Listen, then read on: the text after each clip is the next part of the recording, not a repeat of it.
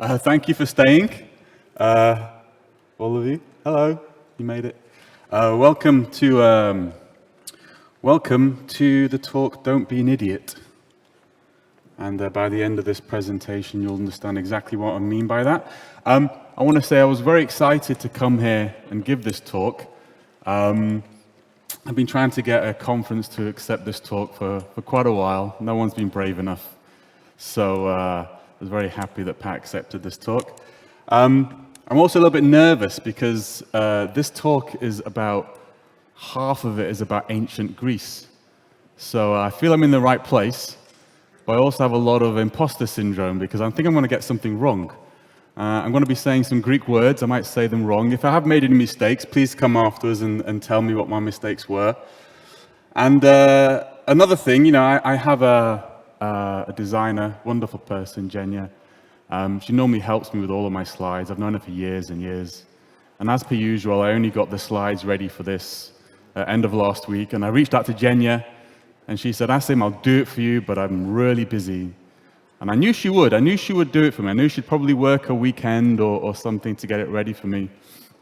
But I said, you know what? No, I'm not gonna do it. I'm gonna finally dive into AI and image generation. Now, I use AI a lot. I'm a power user of AI, but I've never really dove into image and video generation with AI. And I did with this one, so completely opposite of the talk previously. This entire talk has been created through AI. So it was a lot of fun. I think you'll find it fun as well. So, who am I? So, my name is Asim Hussain. My career started off working at the Flight Dynamics division at the European Space Agency. So, I started off launching rockets. I then worked in finance and tech, which is where the money, waving the money, comes from. I worked at Morgan Stanley, JP Morgan, Microsoft, Intel, like a bunch of places. And about 4 years ago, I founded something called the Green Software Foundation.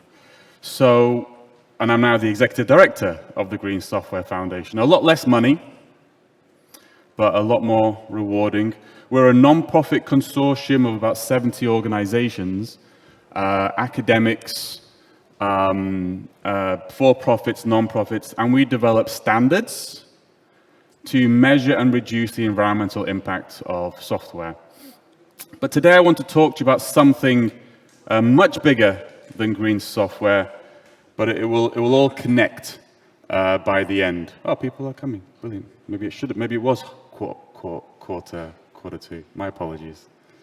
Let me start off with this. I saw an interview with Chris Martin from Coldplay.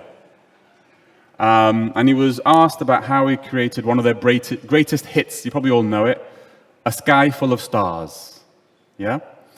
And he didn't say, oh, I created the song. He didn't say, oh, I wrote the lyrics. He said something, he said, the song came to me from wherever songs come from.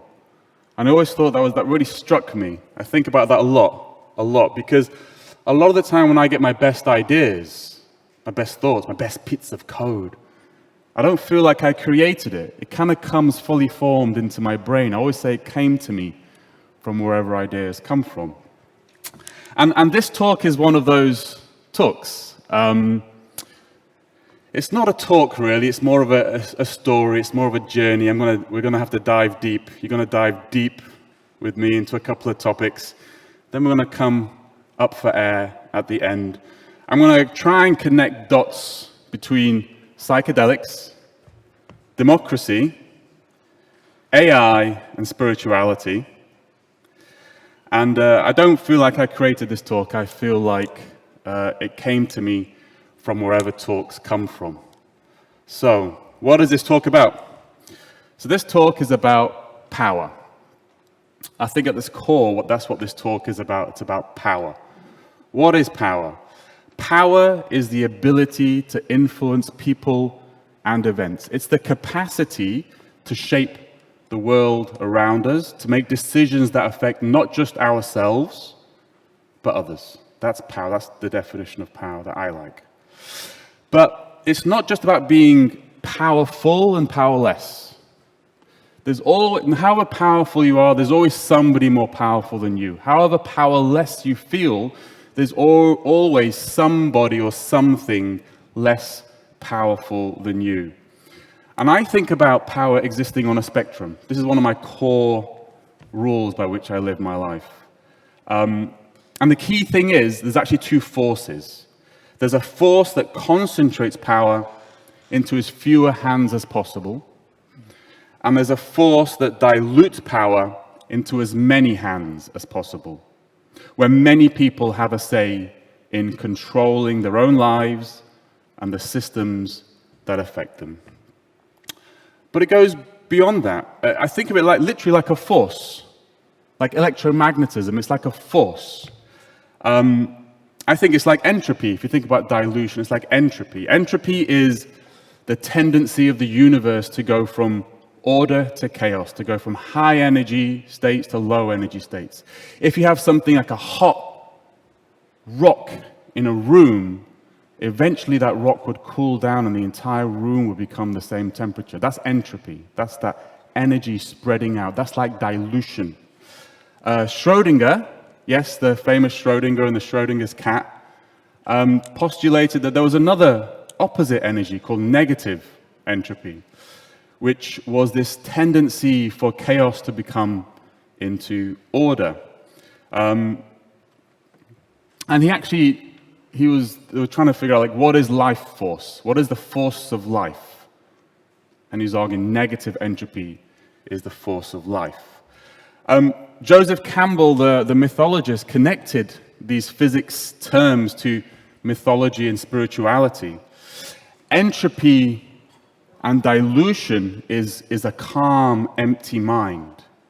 It's emptiness, it's Zen, it's meditation, it's death.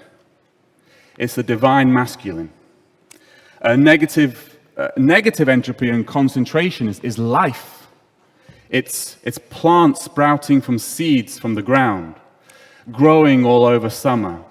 It's the divine feminine, which is an interesting way of looking at it. But it's also not just that. It's not about one force over the other. It's about balance. In all the spiritual traditions, we talk about the balance of forces. When the forces are imbalanced in your body, you're ill. When the forces are imbalanced in society, society is ill. When I break down sustainability, the field that I'm in, when I go back to its raw fundamental problems, it's an imbalance of forces. The problem with the world that are expressed in sustainability is the problem that too much power is in too few hands. And everything I'm going to share with you today, every story, every connection, comes back to one fundamental question. Are we working towards the concentration of power, or are we working towards the dilution of power? And that's a rubric by which I look at everything: ideas, technologies, thoughts. What is open source other than a dilution of power? Open source is an expression of the divine masculine expressed in digital form. Instead of code being owned and controlled by a few companies, it's owned by everyone. Anyone can see it. Anyone can improve it. Anyone can fork it. Open source isn't unique. What is the internet other than a dilution of knowledge? And knowledge is power. Which brings us to AI. Where does AI sit on this spectrum of power? A lot of people are concerned about AI. They're concerned that it represents a force that concentrates power in the hands of a few. And there's a good evidence of that. There's maybe almost $1 trillion investment right now happening in generative AI. We're seeing $1 billion paychecks. $1 billion paychecks at the same time we're seeing mass layoffs. But here's the thing, like many technologies, AI can cut both ways. I truly believe this. It can be a force for the concentrating of power, but it can also be a force for the dilution of power. And the question is, how do we choose to use it? and that choice matters right now. We are still at AI's birth. I describe now as AIs like we're in the geocities of the internet. That's where we are. That's where we are with AI.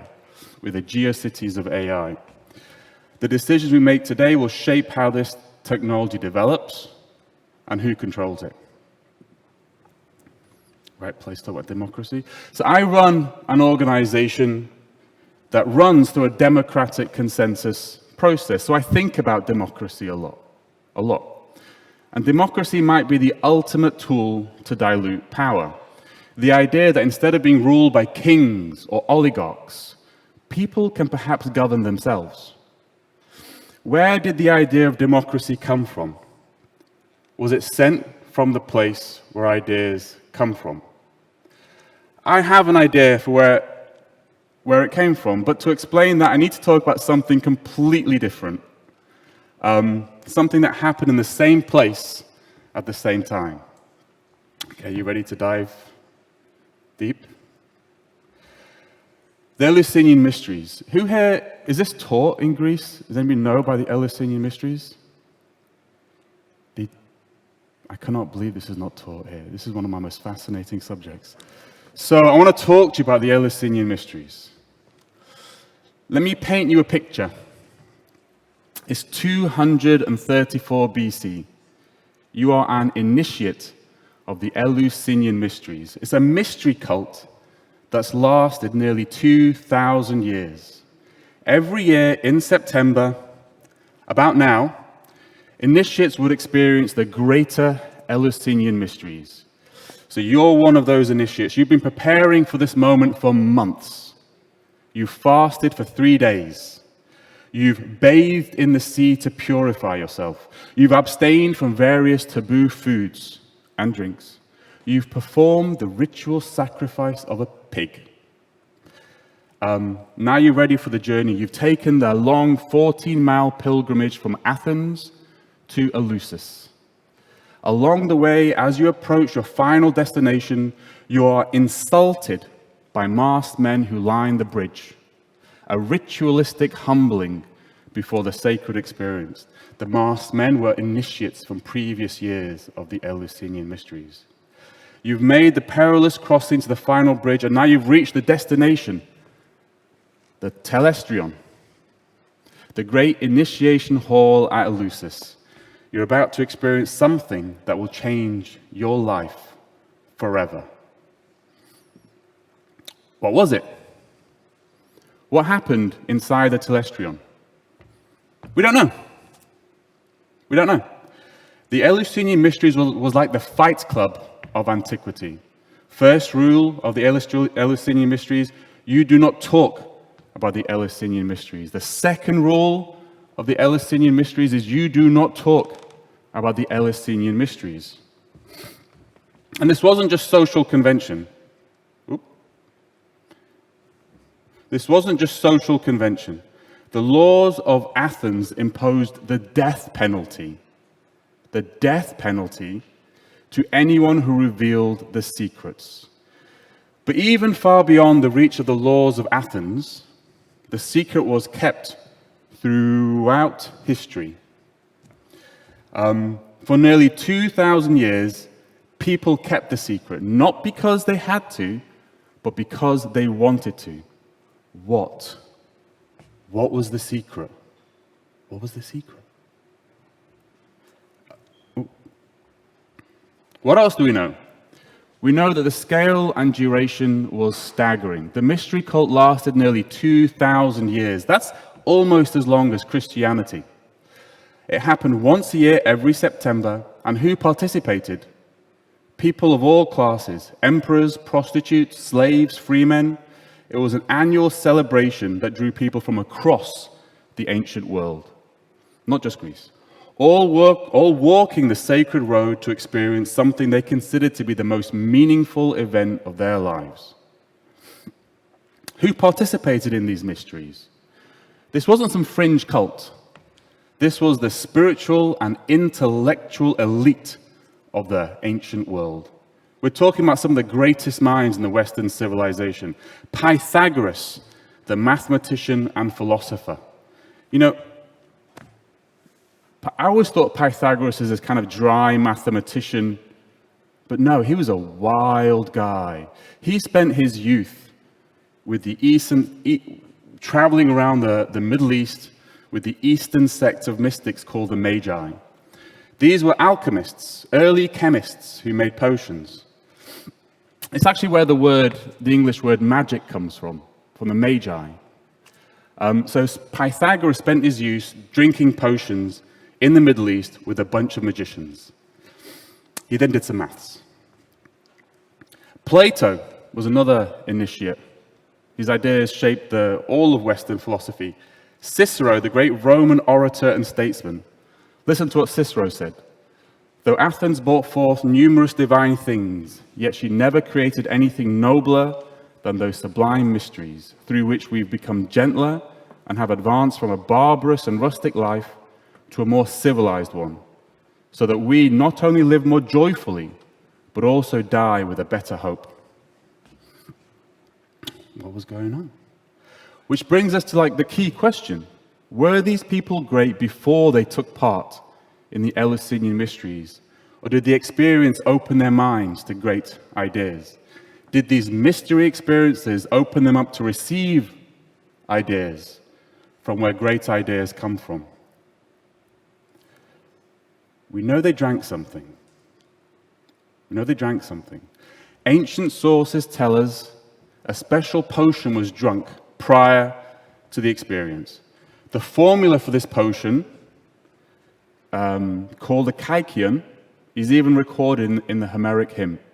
The main ingredient was sacred barley. We'll come back to that in a bit. Grown in the Rarian plain near Eleusis, mixed with water and a fragrant mint called blechon.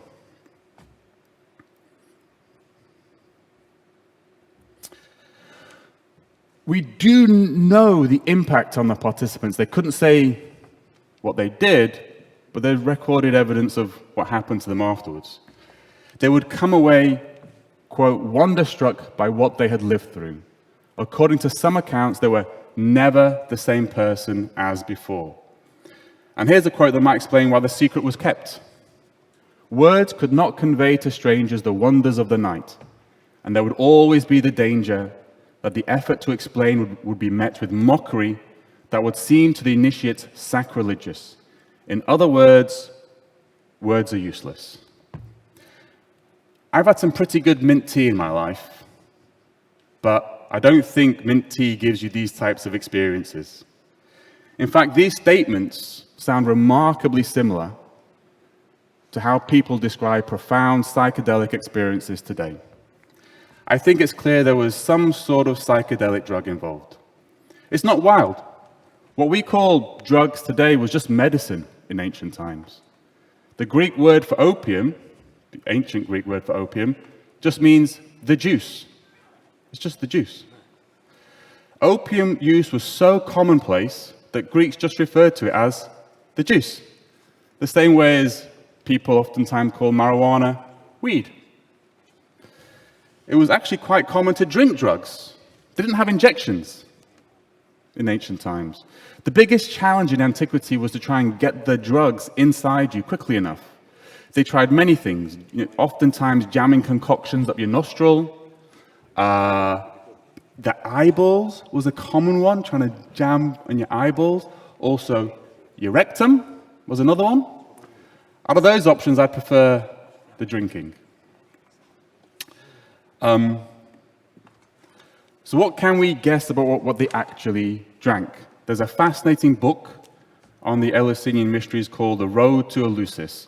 It's written by 3 researchers, an ethnomycologist, a classicist, and a chemist. Any guesses who the chemist is? It's Albert Hofmann. Yep, the guy who invented LSD. And here's the thing. He invented LSD through an extract from the ergot fungus. And here's Hofmann's theory. Ergot fungus grows on barley and other grains. When ergot got into bread, it caused a disease called ergotism, which created convulsions, gangrene, death. This wasn't some casual thing. People were always on the lookout for ergot contamination because it was a serious, serious public health condition. And while eating raw ergot is toxic, it can kill you, water extraction can separate the psychoactive compounds from the toxic ones.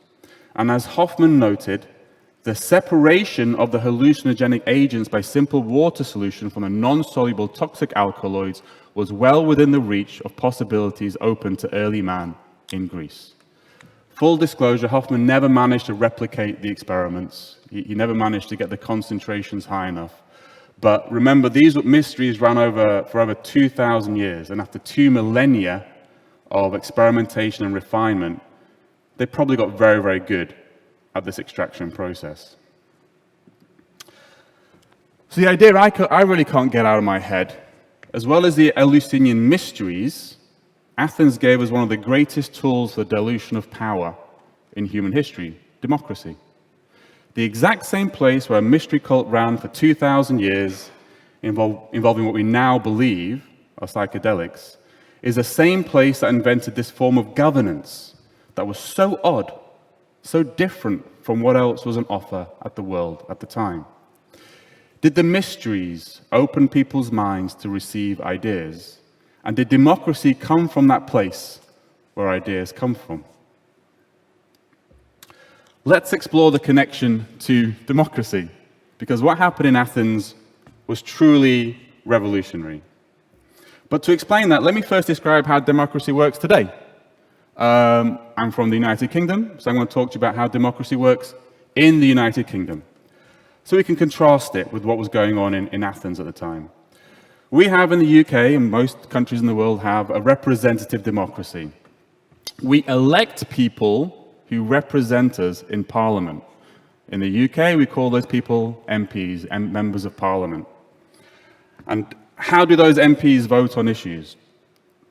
You might have seen this on I don't know if you have, but I see it all the time. This is the House of Commons, and you probably see those benches going up onto the sides. Underneath those benches on both sides are 2 corridors, a yes corridor and a no corridor. So when it's time to vote, in the UK, the MPs stand up, they walk down the stairs, they walk into a corridor. At some point, the doors close and someone goes and counts the number of people in the corridor. That's democracy in 2025 in the UK government. At the same time, I have this device where I have the world's knowledge at my fingertip. I can contact anybody else in the world. I can create virtual worlds that almost feel real. I can chat to an artificial intelligence. But in the UK, the best democracy we can come up with in the UK is electing people who hopefully walk into the right corridors. Let me describe Athenian democracy. And you'll see how radically different it was. They had an assembly where roughly 30,000 citizens could participate directly. Not through representation, directly. Anyone could attend. Anyone could speak, regardless of their background or education. They also had a council of 500 members. But here's the key difference. These were not elected positions. They were selected by random lottery. This was a participatory, a representative democracy. There was no political class, no professional politician. The idea wasn't to elect someone to make decisions for you. It was for citizens to come together and deliberate on issues themselves. And democracy didn't just appear overnight, it evolved over centuries. The democratic idea was so radical, it took centuries to take hold. To understand how revolutionary it was, consider what Athens was dealing with, its competitors at the time. It was dominated by three types of government. Monarchies ruled by kings, oligarchies ruled by select group, and tyrannies, autocratic rulers. Into this world of kings, oligarchs, and tyrants, Athens introduced something completely different, a radical experiment of people governing themselves. Now, it wasn't perfect. When I said 30,000 citizens could participate, we're talking about men only. Women and slaves couldn't vote. But then again, in large parts of the world, even last century, women and slaves couldn't vote. And we had slaves. And they had something we'd recognize today is called a demagoguery problem. What is demagoguery? Because it's really relevant today. Demagoguery is winning support by exciting emotions rather than having good or morally right ideas. It's persuasion by passion.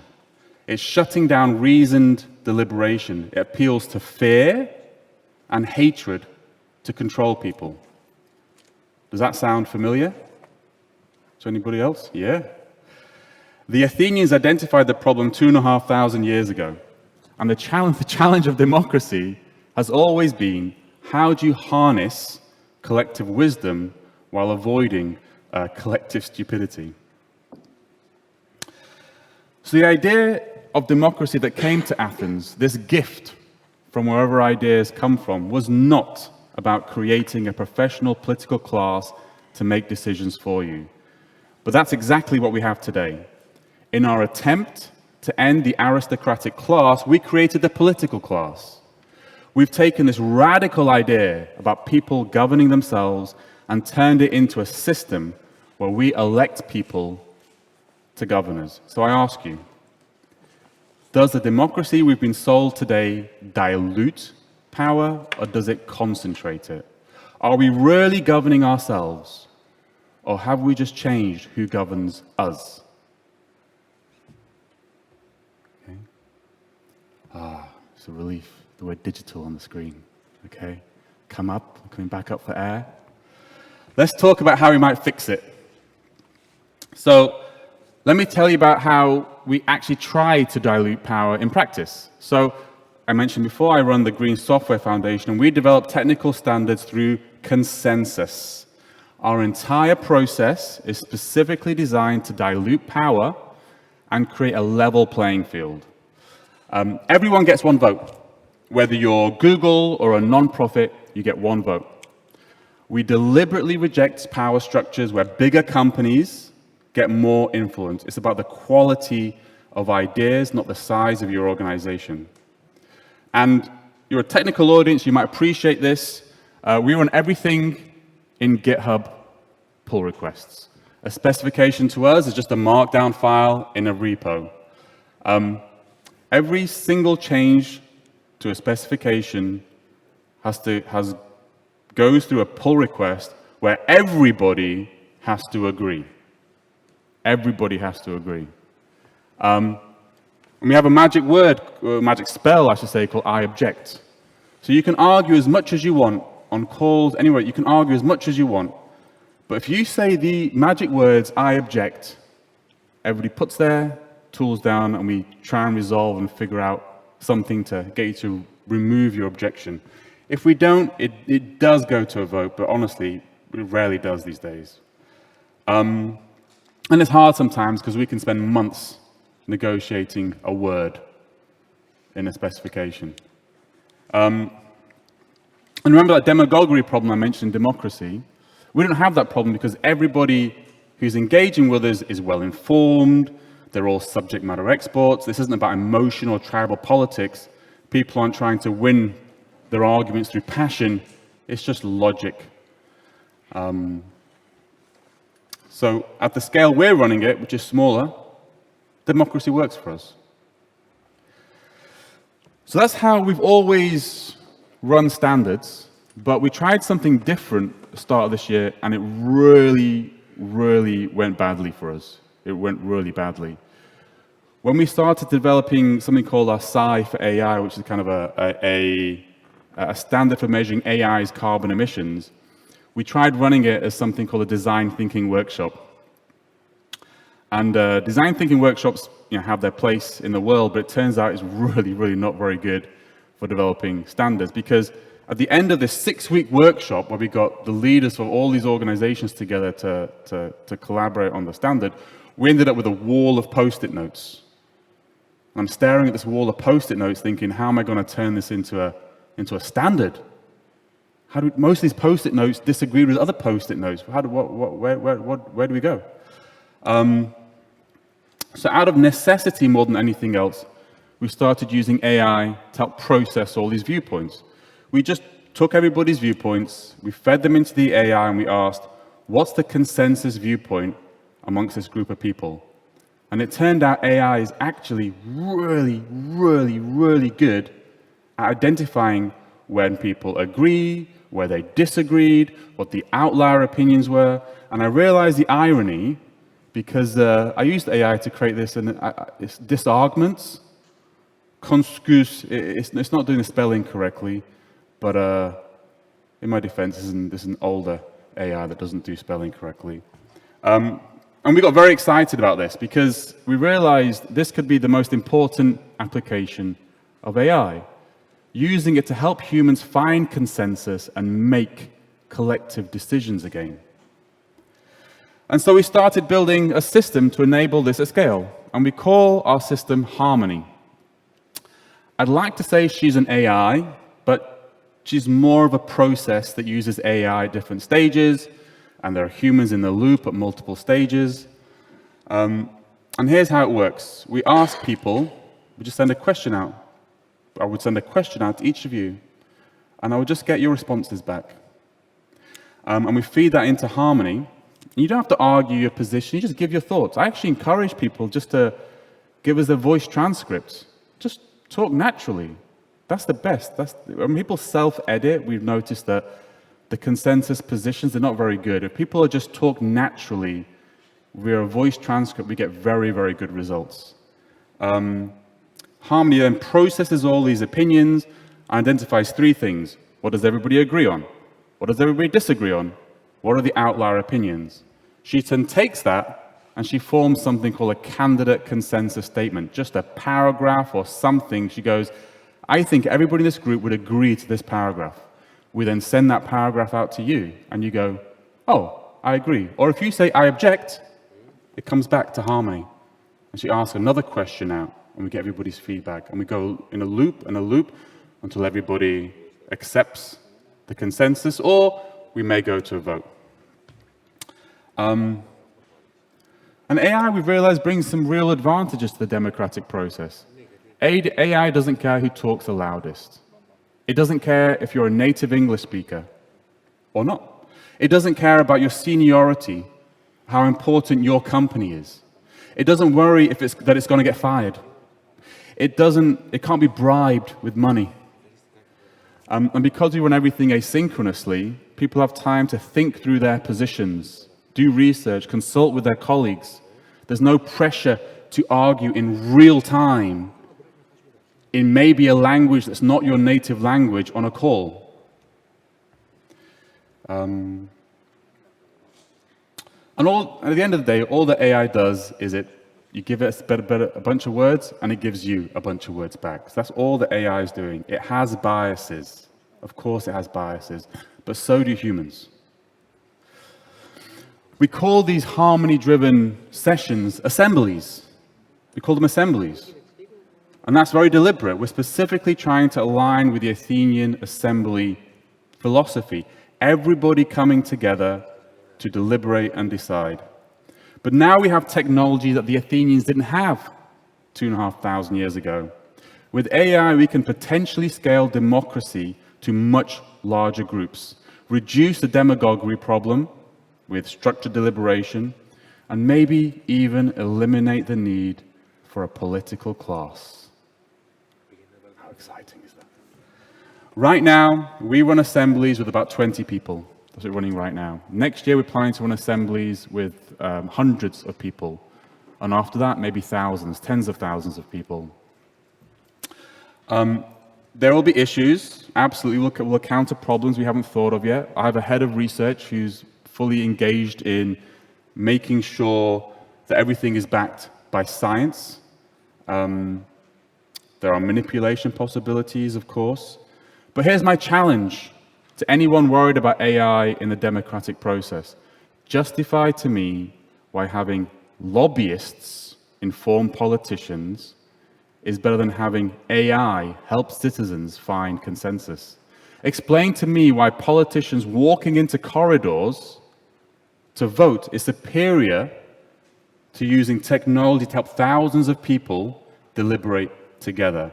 Our current system of politics is not exactly immune to manipulation and bias. So let's think through what the future might look like. If AI is really going to replace a lot of our work, if it really is, and there's already talk of a lot of companies moving to 4-day working weeks, 3-day working weeks.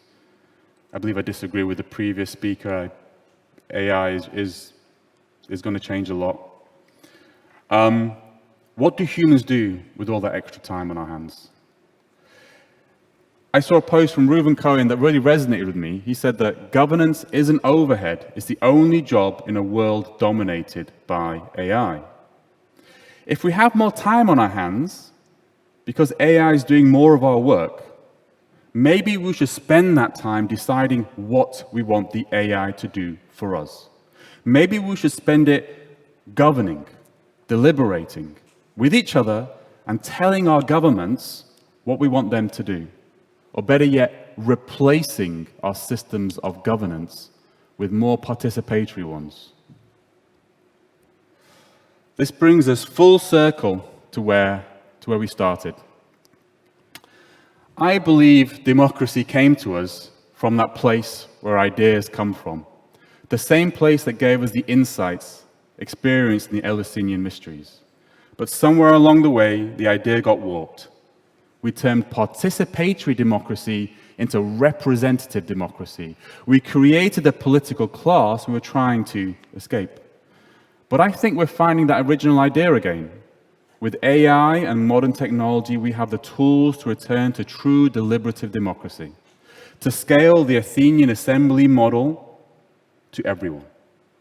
The question is, will AI concentrate power in the hands of a few, or will we use it to dilute power back to the many? Right now, we're at that precipice, and the decisions we make today will determine which path we take. Which brings me back to my title. The Athenians had a word for someone who didn't participate in the assemblies, who stayed at home instead of engaging in the democratic process. They called such a person idios. And I believe it's still in use today in Greek, idios. And it means someone who stays at home, someone who keeps themselves a private person. Over time, through Latin and French, and eventually English, the word idios turned into idiot. So my message to you today is simple. Don't be an idiot. Thank you.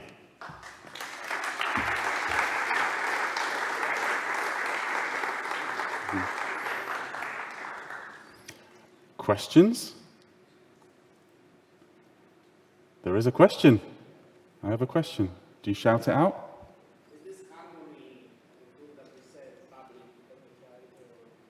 No, we're still running. We're just building it even as we speak right now. So Harmony right now is just a bunch of processes.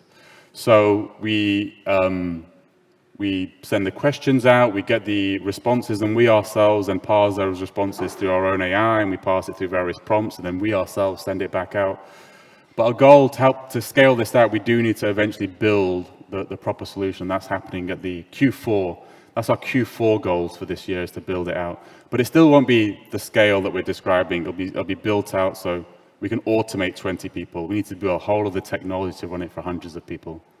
But it's not the technology I'm describing. We're not the first people to start looking at this. If you Google digital democracy, it's a fairly vibrant area. There's a lot of stuff happening in Taiwan and other parts of the world around digital democracy. Maybe not exactly the way we're doing it, but yeah. Any other questions? Oh, there's one there. Shout it.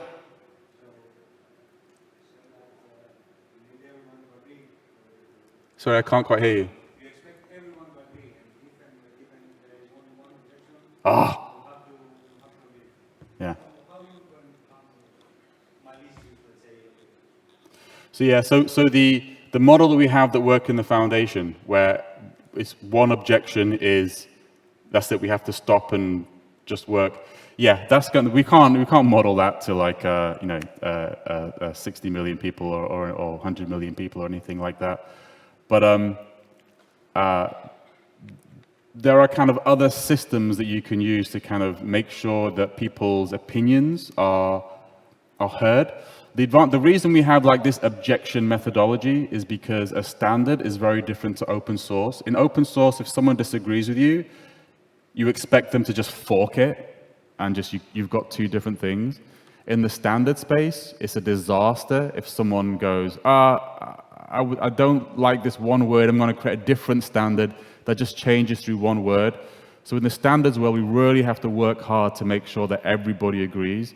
But you're right, that specific model won't work once you scale it out. And there is research into this that Joseph, my head of research, has done, but it's complicated. I can't express it right now. He's the right person to express that other research. Yeah. Yes.